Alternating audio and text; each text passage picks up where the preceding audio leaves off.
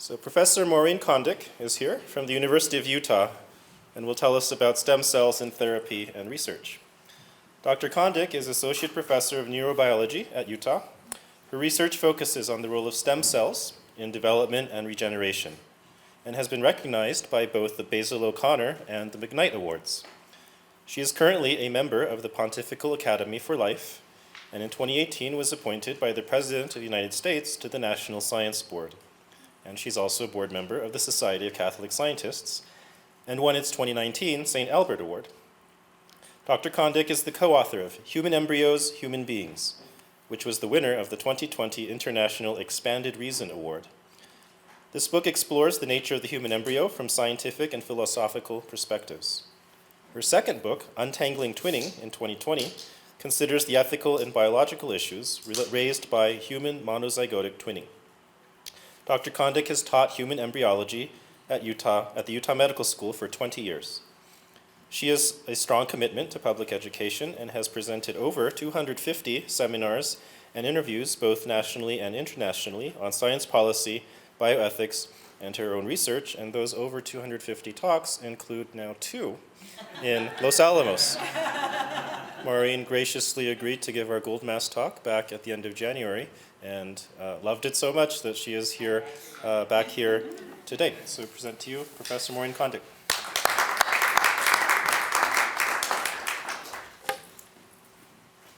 Well, I'm very, very honored and happy to be here and to return in this talk to what actually got me into the field of bioethics in the first place.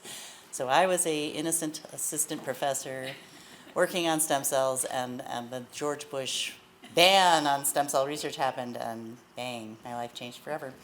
I'm going to talk to you today about stem cells in therapy and research. What I'd like to cover is a very brief introduction to what is a stem cell, and then talk most of the talk about the utility of stem cells for therapeutic purposes, including some of the scientific and physical issues with human embryonic stem cells. So I will probably call those HESCs, because that's their standard abbreviation, but that's for human embryonic derived stem cells. Talk about some ethically superior alternatives. Touch upon what the view of the scientific community really is about stem cells and stem cell research, because you'll hear a lot of absolutely foolish things that are not substantiated by data. And then at the end, talk about the use of some current results from last fall, the use of stem cells to create synthetic embryos. Okay, so what's a stem cell? So this little cartoon shows you a white cell, that's a stem cell. And a stem cell is pretty much any cell that has a cell division pattern that looks like what I'm diagramming here. So it's a cell that when it divides, one of the progeny, one of the daughter cells, it's one of the few areas of science in biology where we're not completely misogynistic. All cells are daughters, there are no sons.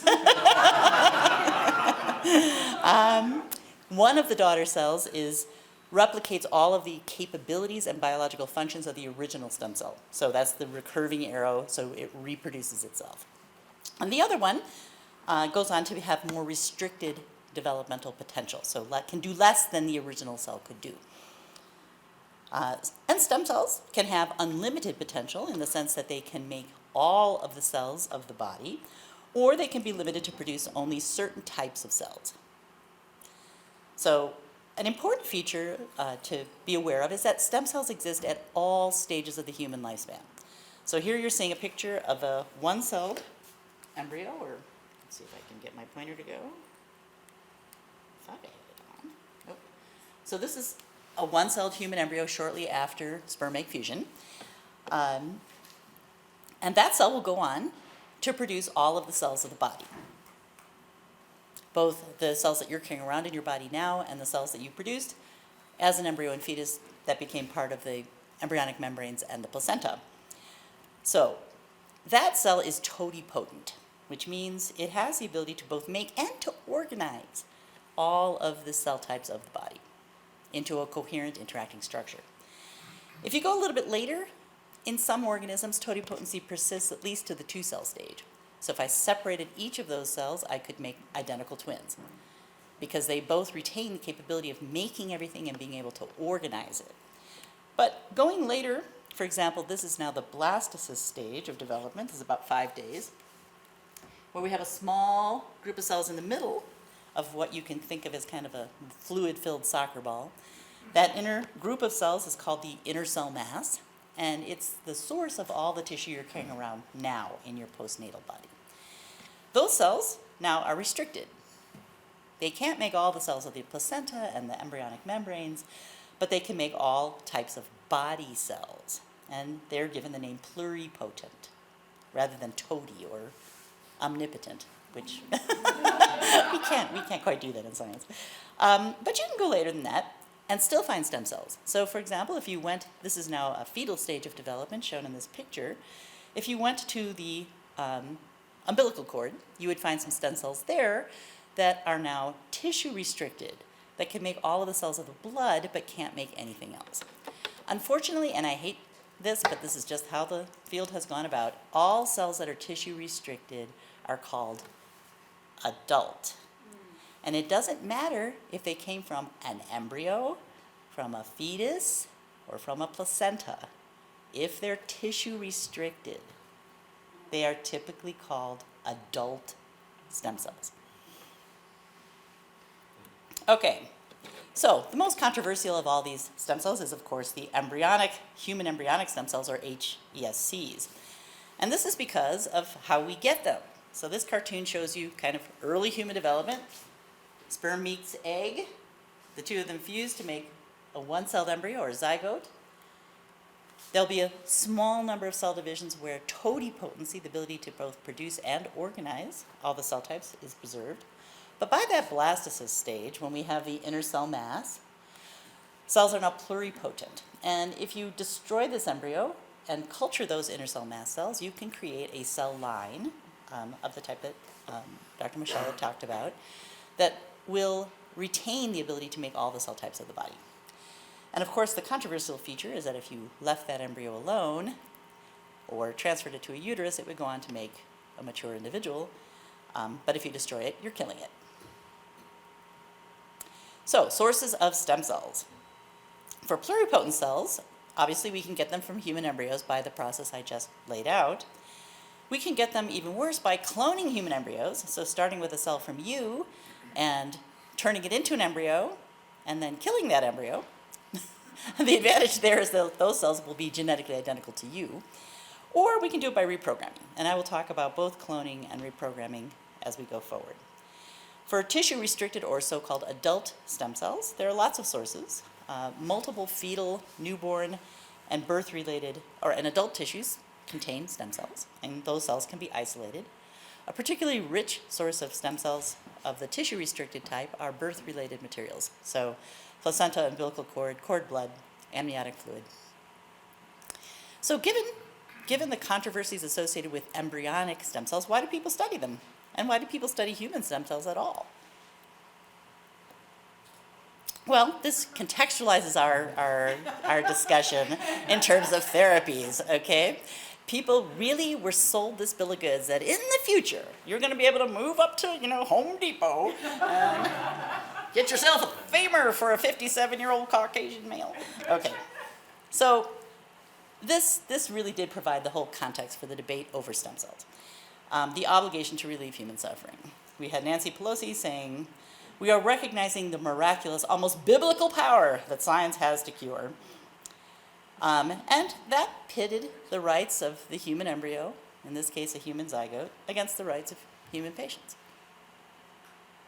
And I don't know about you, I've been an embryologist for 40 years, but I don't look at that and have a strong emotional response.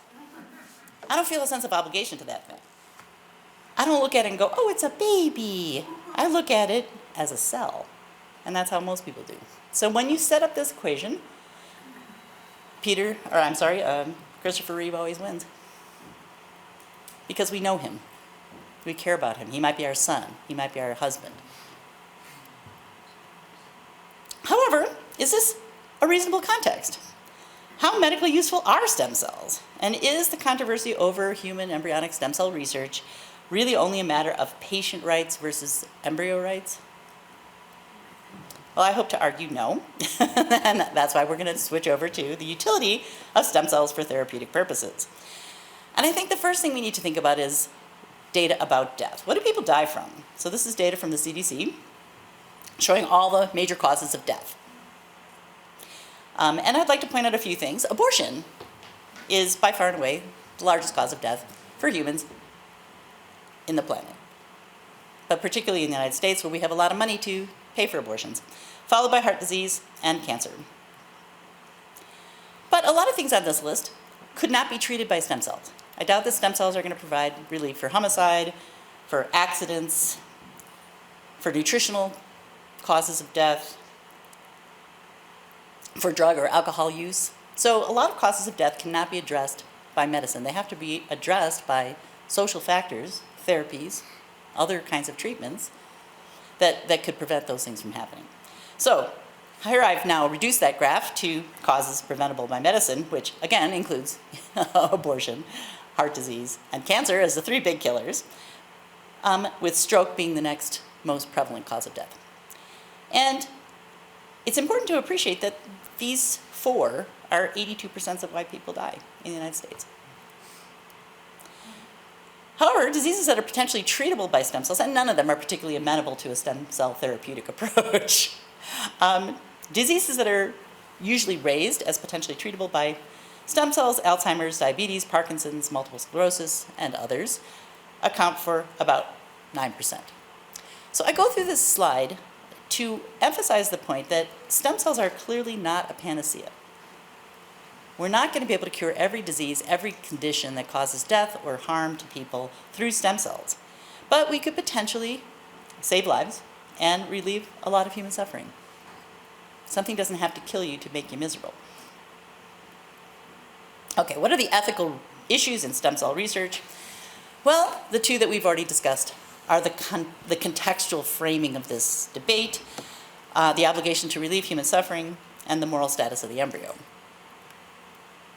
So those are the underlying bedrock debates, and I'm not going to be able to solve them here because I think I have a sympathetic audience that both we are obliged to relieve human suffering and to protect human life at all stages.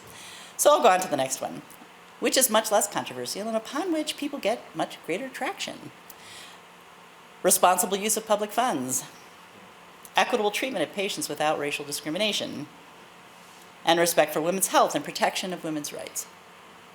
So today I'm going to focus, in the interest of time, on just one of these, and I will mention the last two very briefly. Responsible use of public funds.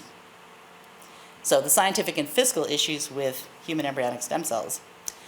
So, I don't think anyone would disagree with this statement. If anybody does, please raise your hand. Responsible concern for patients. We should not waste money or time when people are suffering. Any objectors? Okay, I'm trying to give you a little bit of a rhetorical approach here for anybody who might decide to engage you on the topic of stem cells. Okay, so I think we would also agree uncontroversially that medical research is expensive, time-consuming, and very difficult. Perhaps not so obviously, research is a zero-sum game.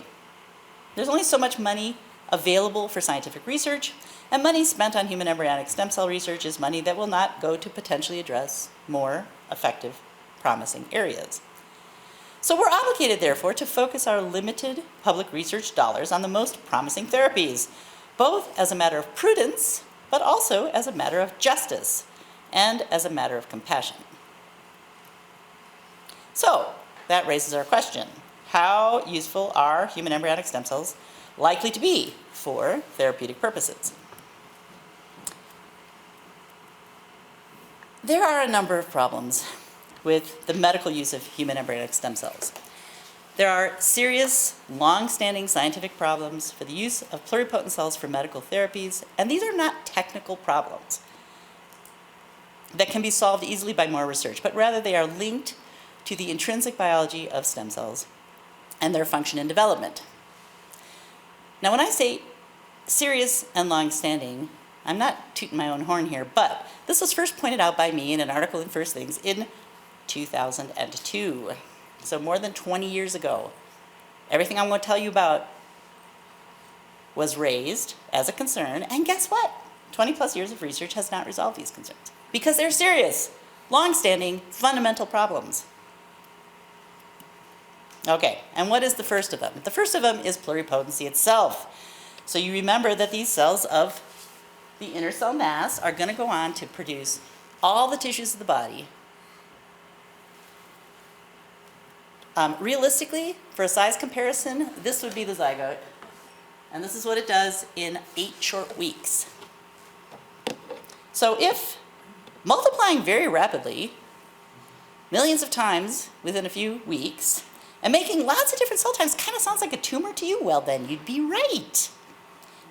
And in fact, the gold standard test for pluripotency of embryonic stem cells is this one. First, you isolate a presumed stem cell line. So a line is just a cell that's been allowed to divide endlessly in culture, from an embryo in this case. Then you inject your cells into an adult animal and you wait to see if they form fast-growing tumors that contain multiple cell types. Typically, the animal is going to die when its skull cracks open or its heart explodes because it has a massive tumor. And if the answer is yes, well then, good for you. You have a pluripotent cell line. Okay, so that's the first huge problem. Embryonic stem cells make lethal tumors with high frequency. And I'll give you just one study addressing this. In this study, they were using adult mice, which weigh about 20 grams and contain about 20 billion cells. And they showed that injection of as few as 2 embryonic stem cells, or 1/100 millionth of 1% of the animal's total adult mass, produced fatal tumors in 60% of the mice, and if you put in 20, it killed 100% of the mice. Okay, so scientists are aware of this, of course, and when we were all sold the stem cell depot approach to human therapies, they all said, oh, of course, no one in their right mind would put embryonic stem cells into a patient. That would obviously kill the patient. So we're never going to do that. We're going to differentiate those cells. We're going to mature them and make them more like adult stem cells or tissue-restricted stem cells, so they won't have this problem. But the challenge is that differentiated stem cells derived from embryonic stem cells nonetheless make tumors, and I'll give you just one example. So in this case, researchers were interested in treating a kind of eye disease where the neural cells of the retina degenerate, and the thought was if you can produce retinal cells from stem cells and then inject them into the eye, you might be able to prevent or slow down or even eliminate the death of cells in the retina that ultimately causes blindness. So here is a section through the eye. This is the lens. This would be the cornea. And these are the darker cells in the back are the retinal cells that are going to die. So this particular study started with embryonic stem cells, differentiated them into neural progenitor cells, and did a very good job of it. Used really good protocols, checked it, double-checked it, made sure that they definitely had neural progenitors, injected them with the eyes, and this is what they saw. Whoopsie. At 8 weeks, tumors were detected in 50% of the eyes receiving embryonic-derived stem cells. So, to make matters worse, embryonic stem cells don't just make tumors, they convert into cancer cells because they're unstable. So, instability was shown originally in 2001 and replicated by a number of groups over the years. This is not just my opinion here, people. These are some of the leading journals in my field. Science, Nature, Cell, all of them basically saying genomic stability, is it a mission impossible? So what is instability and what does it mean? It means that embryonic stem cells not only form teratomas, which are benign, albeit generally fatal tumors, they also accumulate genetic mutations very readily and they convert into cancer cells. And until we find a way of controlling the tumor or cancer-forming potential of embryonic stem cells, these cells are simply not safe for use in human patients. Okay. This was highlighted by a review in 2013 that stated in their conclusions, given the high degree of epigenetic and genetic alterations reported, controlling for these alterations, this instability, integrity of human pluripotent stem cells before any clinical application is an absolute necessity. Non-negotiable. And some of you might remember this guy. We used to call him when I was a kid, the scary man, whenever he was on television. But Mr. Nixon, President Nixon at the time, initiated war on cancer in 1971. The 2020 budget of the National Cancer Institute was approximately $6.4 billion. And yet, over the years, we have made good medical progress on, for example, treating heart disease in red. This is largely due to a decline in smoking prevalence in the United States. But if you look at cancer from 1969 all the way up to 2017, not a whole lot of progress. This is not to say that we haven't made some progress, that we haven't had some wins on the field of cancer, but it is to say that cancer is not an easy problem to control. Serious, long-standing issues linked to the intrinsic biology of the cells. Okay. All of this could be fixed. All of these problems could be fixed by truly transforming embryonic stem cells into adult tissue. You know, I need liver cells, I need that femur for the 57-year-old Caucasian guy. I just gotta make those cells out of stem cells. Okay, but thus far, we have not been able to generate stable adult cells from embryonic stem cells. And I'll give you again just one example. In this case, they were trying to see whether stem cells could be used to treat a monkey Parkinson's model. So in Parkinson's, part of the problem is that cells die off in certain regions of the brain. So this group produced dopaminergic neurons, which are the cells under issue here. And at 14 weeks post-transplantation, 99% of the transplanted cells were dead. Real neurons from fetuses, if you take a fetal monkey and you isolate those neurons from them, survive for years. So that's telling me, and it told the authors, that the immune system is not recognizing these as natural cells. The animal does not see ESC-derived neurons as normal, and they're actively eliminated by the immune system. And despite more than a quarter of a century of research on embryonic stem cells, it's proven very difficult to differentiate them into cells that survive following transplantation and function normally. In fact, it's proven impossible, with one very small exception, which we'll talk about at the end. Okay, so responsible concern for patients, serious intractable problems, tumor, cancer, repeated failures to limit pluripotency stand between the current state of human embryonic stem cell research and any potential therapies from these cells. Basic stem cell research using animal models is faster, easier, cheaper, and more scientifically powerful than research using human cells. I can inject cells into a mouse and kill the mouse at any time. Examine its tissues, slice up its brain. You'd have a really hard time getting FDA approval to do that in humans, all right? So, medical research on human embryonic stem cells is not the most effective way to provide medical treatments. It's financially irresponsible, and it does not serve the interest of compassion for patients. So this whole thing was sold to us based on hope. And the reality was never the case, that there was any hope in this.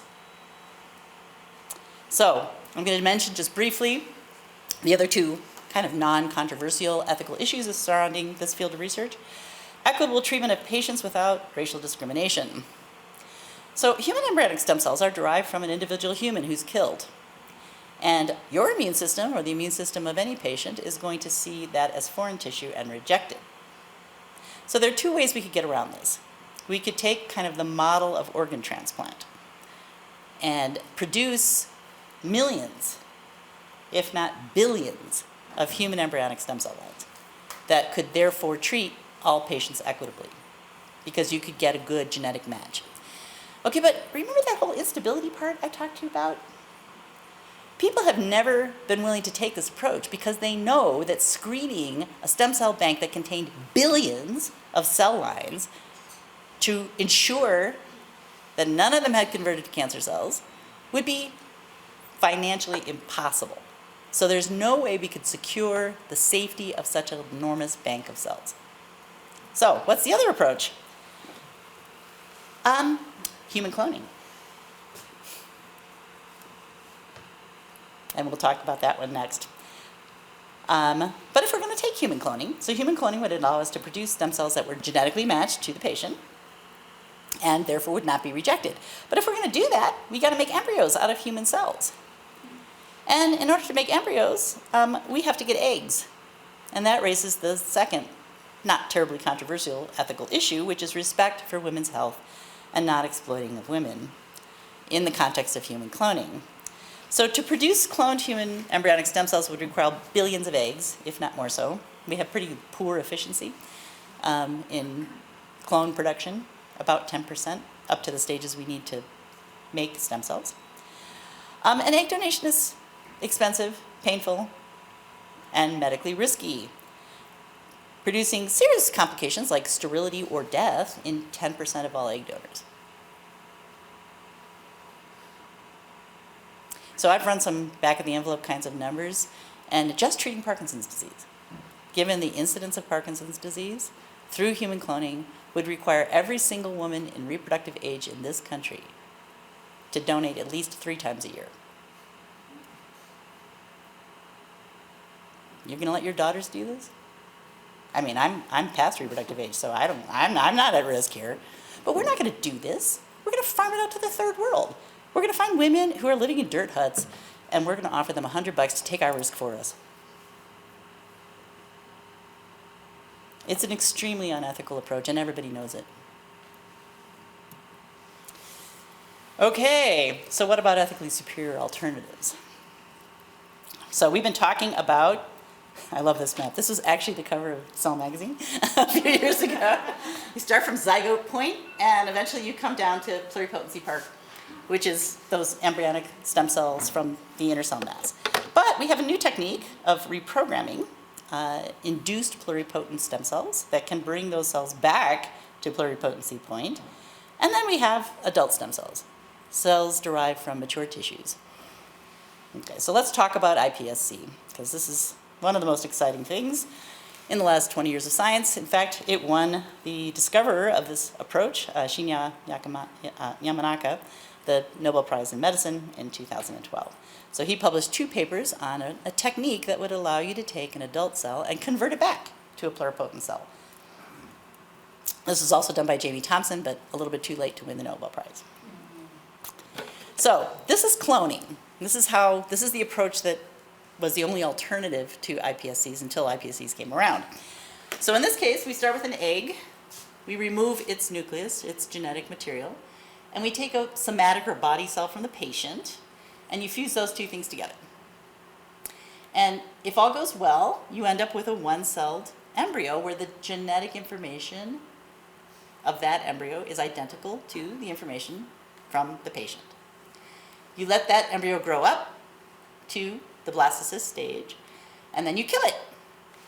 And you get patient-matched embryonic stem cells.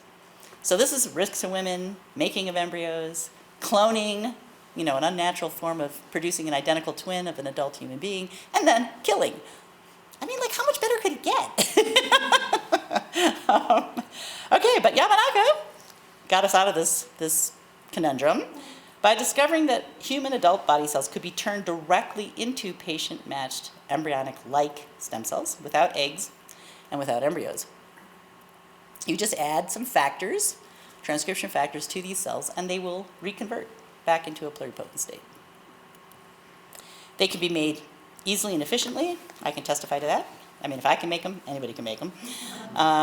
Currently, there are about 100 clinical trials involving human-induced pluripotent stem cells, 11 of which have advanced to phase 2 clinical trials. So we'll come back to discussing clinical trials at the very end. So a big issue with human-induced pluripotent stem cells was the gold standard argument. Okay, this is a cool technique. It's really kind of awesome that you can do this, but they're not really equivalent to human embryonic stem cells derived from embryos. Okay, and yet, immediately people started testing this, and by all the best available means, we got titles like this. Comparable frequencies, equivalence of, equivalent gene expression. All 3 of these papers used very sophisticated techniques to compare both the bad things, the accumulation of mutations, and the good things, the natural state of these cells, and they found that human embryonic stem cells and iPS cells were essentially identical. So don't believe people when they tell you Embryonic stem cells are necessary because they are natural. We know how to make these cells, and we make them, and they are very, very similar, if not completely identical, to embryonic stem cells. What are the legitimate concerns about iPSCs? Well, all pluripotent cells, as you recall from my walk through the long-standing serious scientific issues, face exactly the same problems. They all make tumors. It's very difficult to convert them into mature, well-behaved adult cells. And people have acknowledged this by comparing them directly and showing that the risks are the same. However, a major advantage for iPSCs for clinical use is that they're patient-matched without putting women at risk or producing and then destroying cloned human beings. And a technical advantage of IPSCs, human-induced pluripotent stem cells, is that they're much, much easier to produce than setting up a relationship with a doctor who's going to donate human embryonic stem cells to you and making those stem cells out of embryos. Okay, so those are iPSCs. What about adult multipotent stem cells? Well, non-embryonic or adult or tissue-restricted stem cells exist in many places, the most common of which is bone marrow. So you're seeing a bone marrow stem cell here. You can also get them from umbilical cord. These are umbilical cord cells in culture. You can get them from placenta, amniotic fluid, and multiple mature tissues, skin, muscle, fat. I love that. When are we ever going to run out of stem cells from fat in America? Okay.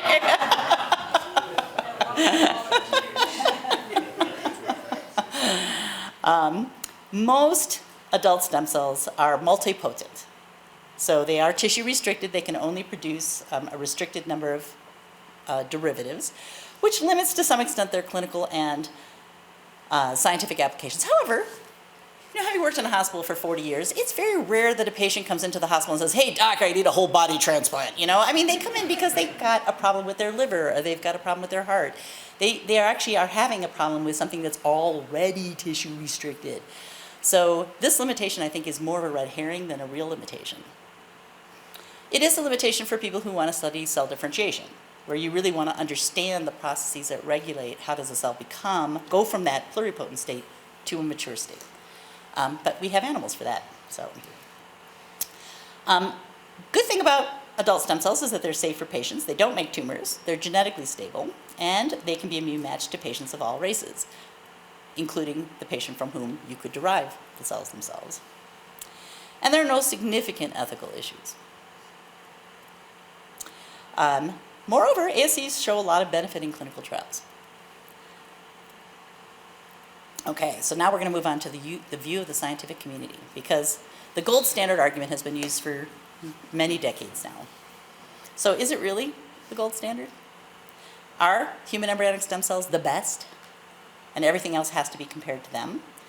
So, well, I think most scientists have backed away from claiming human embryonic stem cells are the gold standard. Some persist in this view, albeit in a much more qualified manner. So we get titles of papers like this: "Some stem cell methods are closer to the gold standard," with quotes around it, than others. Or this one: "Embryonic stem cells derived from cloning. A horse in the race?" I mean, is it? People are seriously asking this. So that's a good sign. But mere assertion aside, the important question is this: what cells are actually being used for research and therapeutics? So scientists generally insist that all options must be kept open. As a matter of principle, they oppose any restriction to their research. However, scientists, like most people, vote with their feet, and productivity speaks louder than political rhetoric. So, accepted measures of scientific productivity are number of published research papers, number of funded grants, and number of FDA-approved clinical trials, research that actually benefits patients. Okay, so now you're going to see what's publicly available and nobody ever talks about. How do stem cells stack up on these accepted measures of what scientists actually vote for in terms of the best? So let's start with scientific papers. So this was a review published, I think, in 2015, looking at human embryonic stem cells. This is human embryonic stem cell papers that involved iPS cells as part of the study. And this is IPS papers that involved embryonic stem cells as part of the study. And what you can see is the number of authors who felt compelled to actually use embryonic stem cells to validate or be the gold standard for their research declined quite rapidly, whereas the number of embryonic stem cell papers that felt they had to validate their results with iPS cells increased pretty rapidly. This paper focused exclusively on human stem cells, and human stem cells are the vast minority of embryonic stem cell research. Almost all of it, a much greater percentage is done on animal stem cells. So I put this graph together based on the most recent data from last year, all the papers published on human or animal stem cells. And what you can see is embryonic stem cells kind of reached a peak around maybe 2010 and have since stayed level or slightly declined. Papers that felt that they needed to do both were always a very small percentage and have basically declined to almost nothing. And orange, those are just IPSI-only papers, which have taken off explosively over the last 10 years. So conclusions regarding scientific papers: scientists have overwhelmingly adopted induced pluripotent cells as the standard for pluripotent stem cell research. There's no question. Okay, what about NIH grant funding? So you can go to the NIH. They have this lovely little reporter site where you can search all of the currently and previously funded grant work through the NIH. So here's the website. And since 2008, grants involving embryonic, induced pluripotent, and non-embryonic stem cells have been indexed. So you can search on that index. And for 2021, the most current year for which we have data, this is what it looks like. So again, embryonic stem cells are shown here in orange, and they kind of peaked around maybe 2018 in terms of grant funding and have stayed flat or slightly declined. iPS cells have increased very rapidly in terms of the number of grants, and adult stem cells have always been much, much higher than either one. So in 2014, there were no funded IPS grants and 314 grants on human embryonic stem cells. And currently there are slightly more, 400 HESC grants and almost 1,100 IPS grants. So thus, while the number of scientists working on human embryonic stem cells has not increased, the number working on iPS cells has grown very rapidly. Which we can conclude, scientists have rapidly adopted iPS cells as the primary focus of pluripotent stem cell research without any need to compare them to embryonic stem cells. What about clinical research? So this just is a short diagram of how clinical research works, since most of you are probably not physicians. The preclinical phase, phase 0, is the drug is approved, or the manipulation is approved for use in humans based on animal research. And then we go through a small pilot study, usually 10 or 20 healthy adults. That's phase 1, just to make sure we're not going to cause any bad effects for people. We move on to a bigger study of patients, people actually the targets of the manipulation.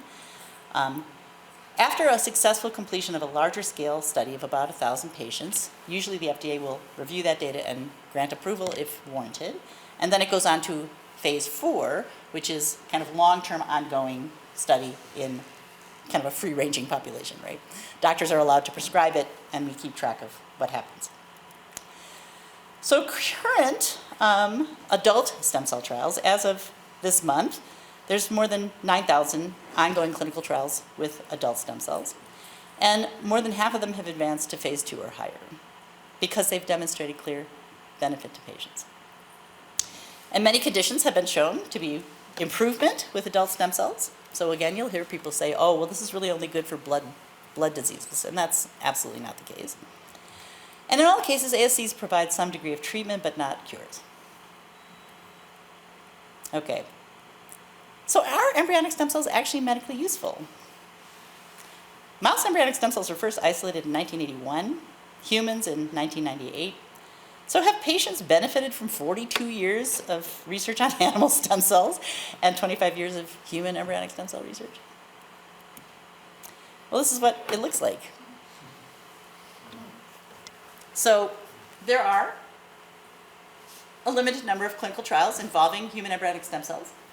None of them have advanced to phase 3 or higher.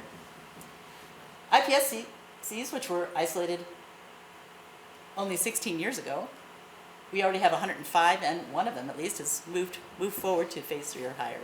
And adult stem cells, which were first isolated in 2001, we have 9,500 trials, and a good fraction of them are already moved to phase 3 or higher. So in 25 years of VSC research, more than 40 years since they were first isolated from animals, the approach has failed to yield clinical results. iPSCs are much more widely used because of the fact that they're patient matched, but they have the same limitations in terms of pluripotency. In contrast, adult stem cell research is providing significant benefit to patients already. I've just put CAR T cells, which is like sort of the cool new cancer therapy that was produced or isolated or created in 2013. So that one's also moving quite rapidly towards clinical trials. But the clear winner in this picture are adult cells. So isn't it time to redefine the gold standard? All right, I'm going to conclude on clinical research, and then we'll talk a little bit about synthetic embryos. So there have been very few clinical trials involving HESCs, and these studies have not advanced to effective clinical applications. In general, I want to conclude that stem cells are not a medical cure-all. There are limited diseases that we could treat. I think I can do it in 5 minutes. Pluripotent stem cells face serious long-standing challenges. Tumor formation, differentiation, stability. iPS cells, in contrast, do not require eggs or embryos. They're patient-specific, not going to be rejected. And adult stem cells have broad clinical applications. And scientists have overwhelmingly turned to adult stem cells and iPS cells as their new standard for therapies and research. The most important conclusion is this one. The clinical stem cell wars are over. And for the foreseeable future, we won this one.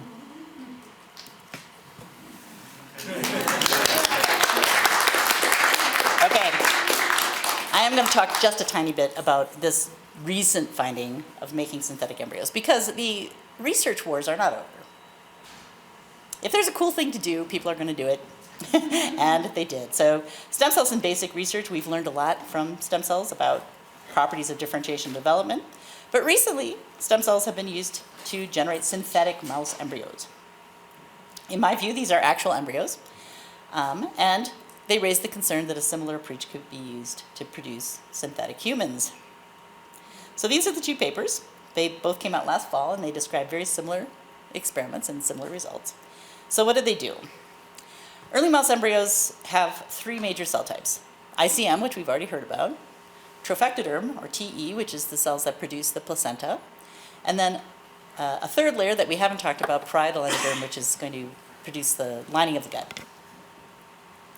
So mouse embryonic stem cells were transiently induced to approximate these 3 cell types, and then they were aggregated together and cultured. And over time, a small minority of these aggregates would self-organize and would undergo development, and they would achieve a state roughly equivalent to about a day 8 mouse. So these are what mouse embryos look like, and some of their aggregates came to look very, very similar to what a natural mouse embryo would look like. So they call these synthetic embryos. I'm showing this slide just for Steve Barr's benefit, because he was talking yesterday about how you can't represent in 2 dimensions, different multiplex data. So this is something that we actually do in my field. So each dot represents a cell, and it's correlating those cells on multiple genes, like hundreds of genes per each cell type.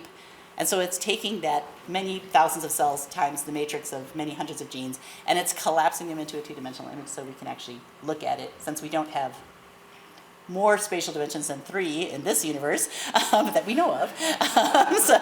So the point of this map for others is that these are the natural embryos, these are the synthetic embryos. The color and the shape and the amount, the size, the relative proportioning of these dots shows you that these 2 are very, very similar. So they're doing a pretty darn good job of replicating mouse embryonic development. Use color. Could we see color in 2 dimensions? Well, it would depend on what our two-dimensional eyes look like. Okay, so synthetic embryos undergo early stages of brain, gut, and muscle formation. Anatomically and molecularly, these structures are well ordered, but they're not entirely normal. And here's an example. So this slide is showing you gene expression, synthetic embryos on the top, natural embryos on the bottom. And you can see the colors are kind of similar. You know, we have purple, we have green, we have a little bit of white. But structurally, this is a nice little spinal cord. Most people are familiar with the fact that your spinal cord is not as big as your brain. But here is the spinal cord of these synthetic mice. So it's obviously not undergoing a structurally or an anatomically normal form of development. How do we interpret this? Production of S embryos is rare. Approximately 0.1 to 0.5% of all the aggregates produced will proceed to the equivalent of a natural 8-day mouse embryo. Replication of natural development is imperfect and incomplete, so the S embryos do not form organs normally, do not progress beyond the early stages of organ development, and given the black box nature of this protocol, we're simply aggregating cells and then sorting through one at a time to find ones that look like embryos. It's unlikely to improve without substantial advance in our understanding of embryonic development. This is an epistemological problem. It's a problem of limitations of knowledge, not a technical limitation. Translation of this protocol to human embryos is possible, but it seems unlikely. Human development takes much longer. The mouse development and culturing embryos has intrinsic limitations due to the diffusion rate of oxygen and nutrients into the embryo itself. So here's a comparison, for example, of mouse and human development.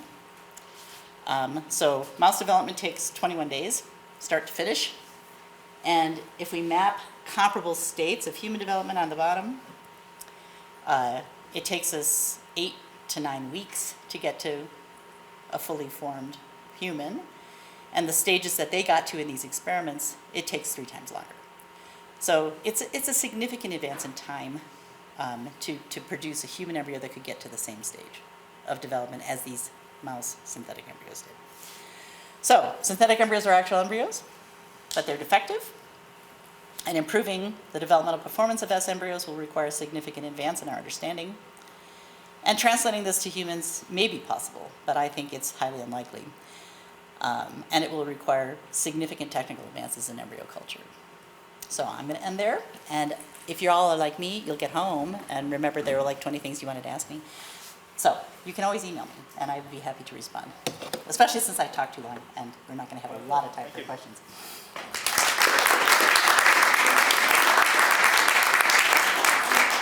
have at least 12 minutes for questions. Oh, good.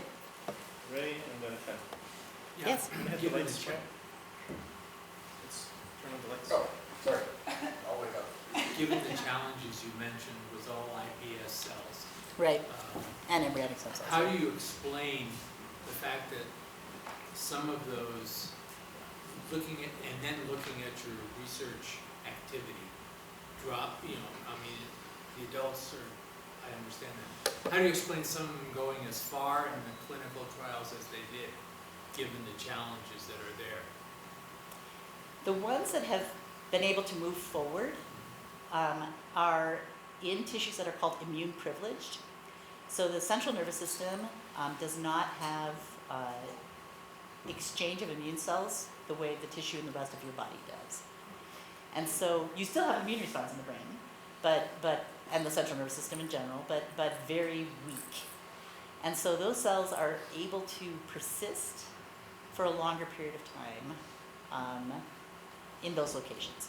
And so all of the embryonic stem cell clinical trials that have advanced it, or all of the ones that are currently being conducted, are being done in the eye, which is a extension of the brain, right? So it has immune privilege and you don't get as strong of a rejection of those cells in the eye. Oh, I'm sorry. Would you consider 17 years of survival a cure? Would I consider 17 years of survival as a cure? Yeah. It depends on how old you were. I mean, if you were 2, probably not. Yeah.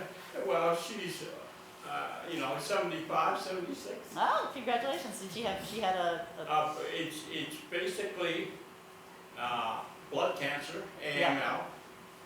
and she was treated by what's known as stem cell transplant, Right. but But it was her own stem cells. It was an her adult, own stem cell. it's an adult stem cell transplant. In It's fact, her own stem cell. blood Yeah. cancers are one of the best cures we have. I mean, and sometimes you get remission for like, non-Hodgkin's B-cell lymphoma and other things. But you can always re-irradiate the person, retransplant stem cells, and they go on for another 17 years. Yeah, but, basically she had to undergo intense chemotherapy, Yeah, whole body radiation, yep, and then basically when they finally did if you will, the transfer of the stem cell, they said to her, "This is your new birthday." good for her. Well, congratulations, I'm very happy to hear that. And yes, that is not just your wife's experience. It's a pretty typical experience for people who have blood cancers, blood stem cell cancers. Other questions? So, I'm wondering if there's any information or current research on why stem cells isolated from either embryo or the iPSC method just behave in this unstable way, whereas in a natural setting, everything goes usually fine. Yeah, it's a good question, and the best analogy I can give you is, we all own a lot of junk that we inherited from grandma that's up in the attic wrapped in bubble wrap, because we want to pull out that china once a year on Thanksgiving, and otherwise you don't want it to get broken, right? And you're not using it. So you all know that every cell in your body has the same DNA, right? But cells are smart. They take exactly the same approach to DNA they're not using as we do to grandma's china. They wrap it up in bubble wrap, so you make a very condensed form of chromatin that cannot be used for transcription. And as a consequence, that DNA is very, very protected. It's extremely stable. So the things in your DNA, if you're a heart cell, you take all the liver cell genes and all the kidney cell genes and all the brain cell genes and all those other things you're not using, in addition to everything you used as an embryo and are no longer using, and you wrap it up in bubble wrap. So development happens really, really rapidly. We go from that little speck to a fully formed body that has all the tissue, cells, organs, and structures that you're going to have in your adult life in 8 weeks. So we don't persist in a pluripotent state. Cells never do. They immediately persist in an adult stem cell state. And that involves this protective mechanism that allows mechanical damage, UV damage, chemical damage, and all the other sources, radiation-based damage that can mess up the DNA and introduce mutations and cause instability to be minimized, right? But if you are going to take a pluripotent cell, and the whole point of pluripotency is it can become anything, then all the DNA has to be open to utilization. And so you can't undo this problem. You can never protect the DNA because you've got to have the potential to use any of it. And so people who say, oh, well, give us some more time. This is a technical problem. It's like saying, okay, we love the elephant. We love everything about the elephant. It's perfect. The size, the color, everything's great. The only problem is the weight. Okay, you can't have the elephant without the weight. You know what I mean? And this is the problem with pluripotency. You cannot have pluripotency without genetic instability. Period. Right? So that's probably just because I didn't track the quantity of information you were sharing. I'm sorry. Yeah, I have a problem. To non-experts. You showed success of, I think, if I'm terminology correct, person-matched ASC. Right. So adult stem cells, right? Yeah. And because it's from a true adult, it sort of gets away from those other weird Yes. conditions. Yes. They're well behaved. But what I didn't capture is Not like children. in order for it to be effective, as I heard earlier, it needs to be function limited, but I didn't understand how function limitation came about in the ASC. Oh. What Well, so about- this is the process of basic human development or animal development in general. So we start out with these cells that can become everything. You've got that totipotent zygote that needs to make all the cells of your body, right? But by the time we get up to about 2 weeks of life, we've already limited the cells to what they call germ layers. So there are 3 germ layers that are kind of the source of a subset of tissues in your body. So if you're on the outer layer of the embryo, it's called ectoderm, and it's only going to make skin and brain. Those are the only 2 things it's going to make. So all the cells in that part of the body at that stage are already tissue restricted. So by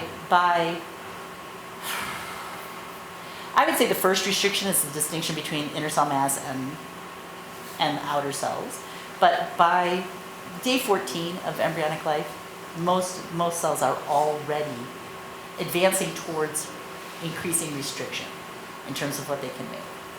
So the later you go on, the more restricted there are. I mean, there are stem cells in your body right now making skin, but that's all they make. So if I have a skin problem, for example, then I take the ASC from that to get that adult stem cell, and it is automatically already function limited for skin. Correct. Am I understanding correctly? Okay. That is right. Thank you. Yes. I couldn't quite track. So if we, for audio purposes, you may. Oh, I'm need sorry. to stand Stay here. on the microphone stick. Please. Yes, you spoke about the instability of stem cell. What form does that take, and what parameters cause the instability of embryonic stem cell? Right. So the instability refers to the tendency of the DNA to accumulate mutations, including deletions and rearrangements of big chunks of the genome that cause it to function abnormally and convert to cancer cells. So, and what causes it is the failure of bubble wrap.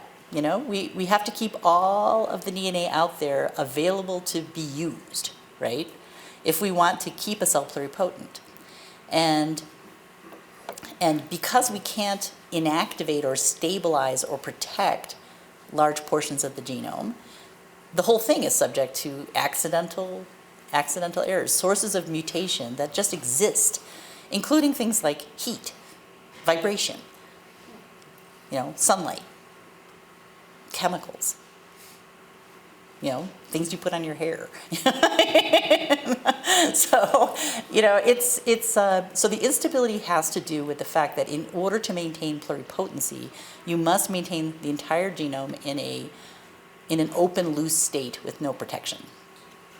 Because once you wrap it up in bubble wrap, then, it's a chore to go up to the attic and take it down and, pull all those plates out and wash them and use them again, right? And until IPS, people thought you couldn't do that. You couldn't go backwards. Once it was bubble wrapped forever.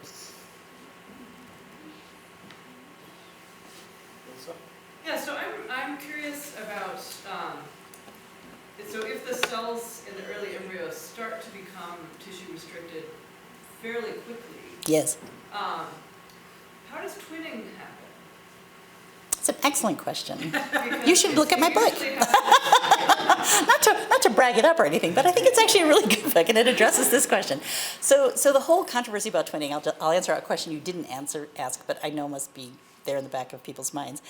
Twinning constitutes a very big ethical problem for many, many people, because they see the fact that an embryo can split into two embryos who are identical twins as calling into question the organismal nature of the embryo prior to splitting, right? So if you have a zygote and you're saying that's a human, and then that zygote divides and makes two cells, and if you separate those two cells, each of them can go on to make an identical twin, well then, was the zygote ever one person at all, right?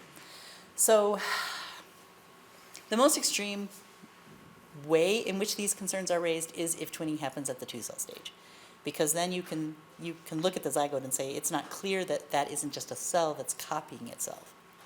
It was never really a person. However, I would say substantial evidence, essentially all of the evidence, which precludes the possibility of future evidence that might contradict this, but all the evidence currently in hand indicates that twinning never happens at the two-cell stage. It can be done experimentally. I can do it in the laboratory by splitting an embryo. But the vast majority of human twins are likely to arise at around day 6 or 7 when you have a blastocyst in a process known as hatching. So we all hatched. We don't feel like chickens, but we did. The egg is ovulated inside of a rubbery protein coat called the zona pellucida that protects the egg and the subsequent embryo from damage as it's traveling down to the uterus and undergoing implantation. But in order to implant, the cells that are actually interacting with the mom have to, or on the outside, of the embryo, and they have to be freed from this protective layer or they can't stick to the mom's uterus.